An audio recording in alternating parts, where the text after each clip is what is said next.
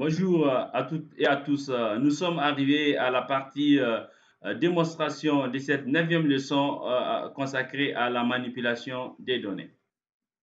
Dans cette démonstration, nous allons travailler avec le schéma Scott, qui est aussi un schéma comme le schéma HR qu'on a vu dans les précédentes leçons.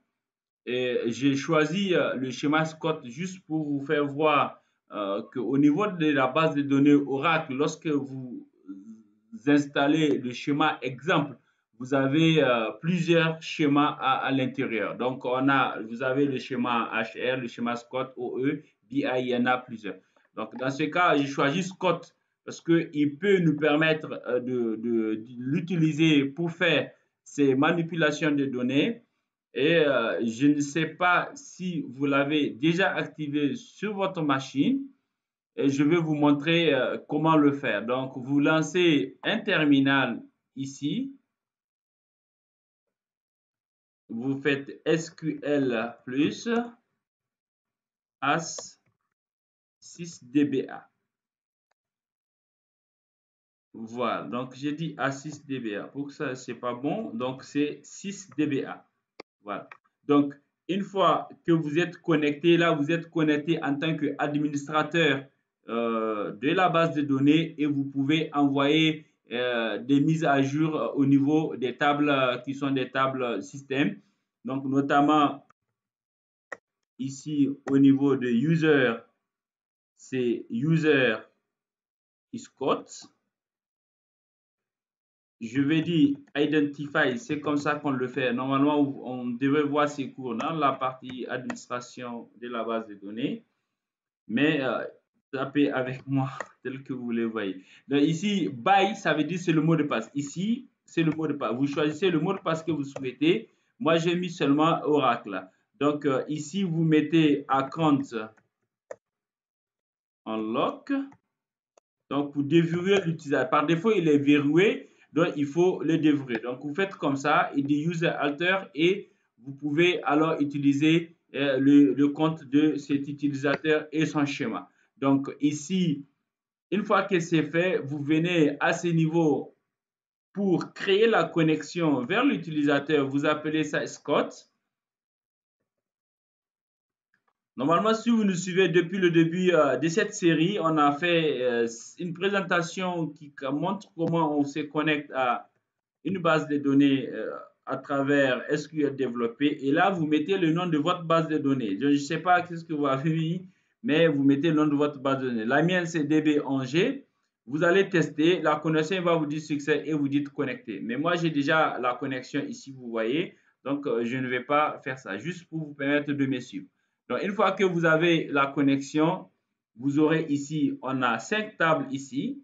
La démonstration, on va se focaliser beaucoup plus sur la table bonus, parce que c'est une table qui est vide ici. Mais une fois que vous êtes connecté au schéma, vous faites attention à ce niveau, vous avez toujours Scott, en fait, les schémas qui sont des utilisateurs qui sont connectés. Donc, vous pouvez basculer entre les schémas avec cette flèche-là. La table bonus, il n'y a rien dedans. Donc, si je fais describe sur bonus, normalement, je vois les colonnes. Ici, j'ai une colonne INM, job, il y a salaire et commission. En réalité, cette table, c'est juste pour vous faire des insertions. Elle n'a même pas de clé primaire, mais ça nous permet de faire la démonstration. Au moins les insertions et les mises à jour. Maintenant, pour ce qui est de la gestion de l'intégrité référentielle, parce que c'est extrêmement important lorsqu'on fait des insertions, on verra ça un peu plus tard. Voilà, donc ici, la première étape que je fais, c'est la syntaxe générale par défaut. Ici, je dis insert into table. Ici, table, c'est la table bonus.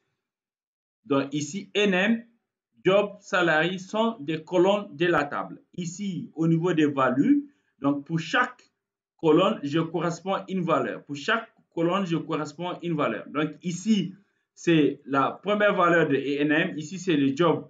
Ici, et le salarié, c'est ça. Et la commission, c'est 300. Donc ici, ce qui est important à respecter, alors, c'est les types des données. Si j'ai une valeur caractère ici, il faut que forcément je respecte la valeur caractère. Si j'ai une valeur numérique, il faut que je respecte la donnée numérique. Si je fais, si je change, si Oracle n'a pas fait une conversion implicite pour certains cas de numérique qu'il peut convertir lorsqu'ils sont mis sous forme de caractères, alors vous aurez un message d'erreur. Donc ici, vous allez avec moi saisir cette première requête après on va vérifier si c'est bon et vous faites un select pour voir si la donnée est insérée. Donc vous voyez ici la donnée elle est déjà là. Donc ici maintenant si c'est la même chose, je vais ajouter cette ligne à la différence que ici vous remarquez que j'ai 3 données. La 4e colonne ici n'a pas de valeur au niveau des values. Alors, qu'est-ce qu'il faut faire en ce temps-là? Donc, il faut ajouter un nul pour insérer un nul si, bien sûr, la colonne accepte le nul.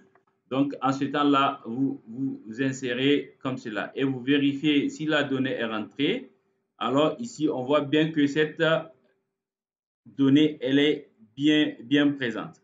Donc, ici, si celle-là aussi, elle manque, je peux ajouter un autre nul ici.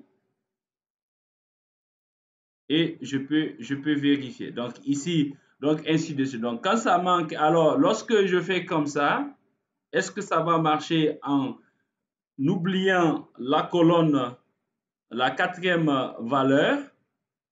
Il va dire qu'il y a un problème. Donc attention à ce niveau-là. Ici, pour le 2e cas qui est là, vous remarquez que je n'ai pas libellé, je n'ai pas mis les colonnes de la table ici, j'ai seulement mis les valeurs. Mais j'ai donné une première valeur, une deuxième valeur, une 4e dans cet ordre-là. Et ça doit être dans cet ordre-là parce que si j'inverse l'ordre, alors ça peut être perturbé. On va voir ça tout de suite. Mais ici, je peux ne pas préciser les colonnes, mais de respecter quand même le type de données qui vont aller sur ces colonnes-là.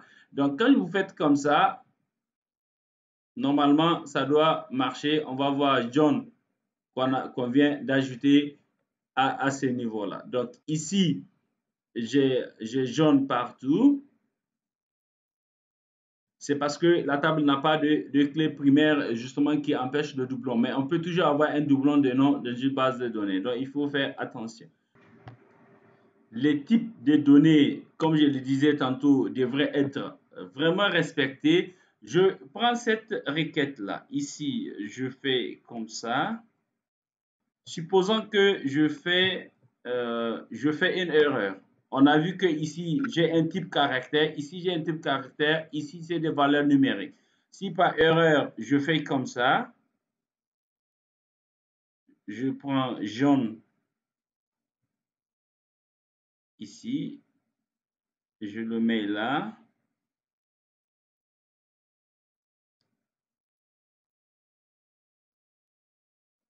Qu'est-ce que j'aurai normalement? Ici, on a vu que ça, c'est valeur de type caractère. Ça, c'est des types caractères. Ici, c'est des types numériques. Mais si par erreur, parce que pourquoi il faut mettre les colonnes, c'est pour vraiment plus de clarté. Donc ici, ça vous permet vraiment de vous éviter des erreurs si vous mettez toujours les colonnes dans lesquelles vous allez mettre les valeurs.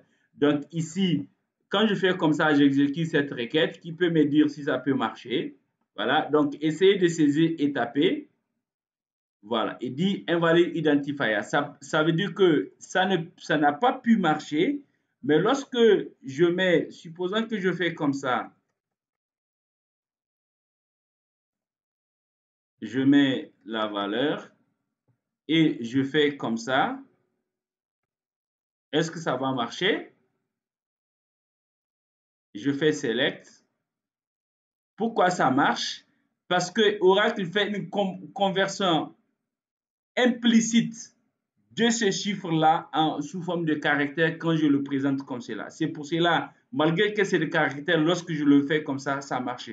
Mais quand je fais le contraire, ici, je vais mettre une valeur tout à l'heure numérique que j'ai effacée. Voilà, ici, j'ai mis une valeur caractères dans du numérique. Donc ici, il n'y a pas de conversion implicite entre les caractères vers le numérique, mais du numérique vers les caractères, il y a une possibilité de faire les conversions. Donc, comme ici, tout de suite, on a vu qu'on a pu insérer une valeur numérique à ce niveau. Donc, il faut faire extrêmement attention à ce niveau-là. Les types de données doivent être vraiment respectés et je vous conseille toujours de mettre les colonnes dans lesquelles ça vous permet de savoir ce que vous êtes en train de faire.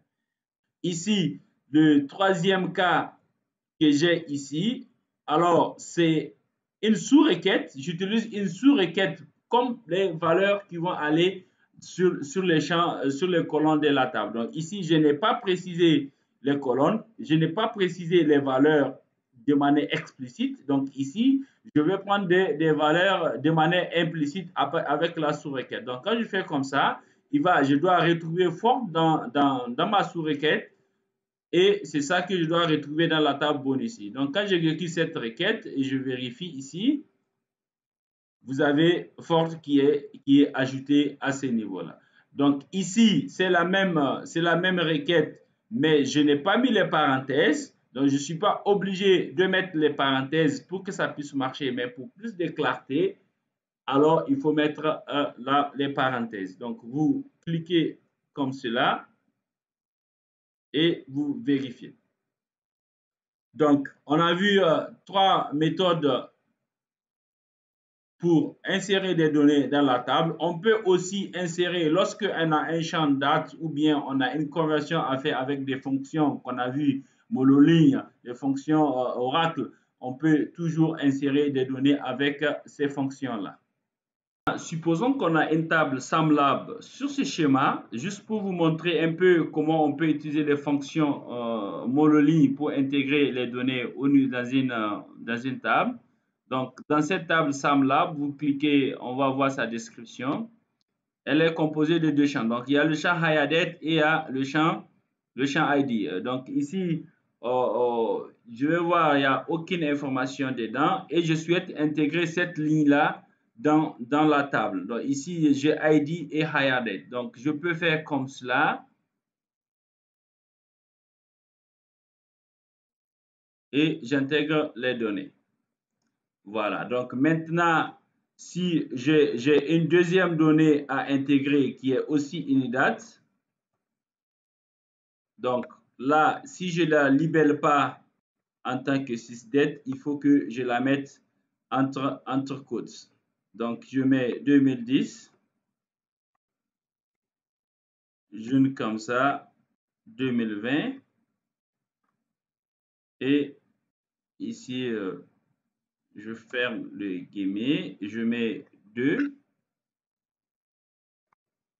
et je vais essayer. Donc, c'est comme ça que vous pouvez mettre les dates lorsque elles ne sont pas en tant que sysdate. Donc, on va voir si c'est déjà parti. Voilà. Donc, ici, vous avez alors la possibilité d'utiliser les fonctions monoligne comme tuchar pour intégrer les données, insérer les données dans vos tables.